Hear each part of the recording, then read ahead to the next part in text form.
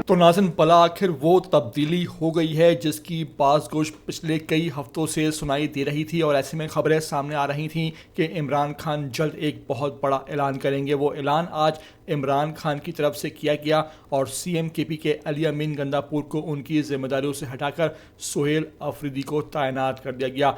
ये खबर सामने आते ही इस्टेब्लिशमेंट में भूचाल की कैफियत पैदा हो गई है और सबके सब चारों शाने चत होकर गिर गए हैं। इमरान खान ने एक मरतबा फिर इस्टेब्लिशमेंट को बता दिया है कि मैंने खेल का रुख बदल दिया है और अब खेलने में मज़ा आएगा। इस मौके पर देखिए, रात गए सीएम केपी के अली अमीन गंदापुर इमरान खान की हिदायत पर जो केपी के हाउस है वो खाली कर कर वहाँ से चलते बने। इस मौके पर कमांडोज उनके हमरा थे। इस मौके पर बताया गया है कि उन्होंने अपना इस्तीफ़ा तो पेश कर दिया है, ताहल वो अपनी जिम्मेदारियाँ उस वक्त तक निभाएंगे जब तक नए वज़ीर आला अपना मुनसब नहीं संभाल लेते। इस मौके पर तमाम तर ये मनाज़र सामने आए हैं जहाँ उनके इस्तीफ़े के बाद एक बड़ा इजलास केपी के हाउस में मुनक़्क़द हुआ। तहम अभी तक ये खबर सामने नहीं आ सकी कि सुहेल अफरीदी अपने मनसब का हल्फ कब उठाएंगे। इस मौके पर सीएम केपी के अली अमीन गंदापुर ने जो सरकारी रहायशगाह है वो भी खाली कर दी है और जो केपी के हाउस है वहाँ से भी वो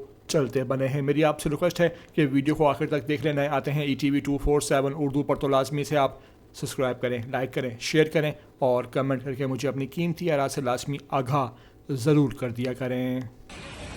खान साहब ने कोशिश की लेकिन सीएम अली अमीन गंडापुर मीडिया से गुफ्तगू किए बगैर यहाँ से रवाना हो गए हैं। सीएम केपी के पेशावर रवाना हो गए हैं। आज इमरान खान ने अली अमीन गंडापुर को बतौर वजीर आला बरतरफ कर दिया है। सुहेल अफरीदी नए वजीर आला होंगे।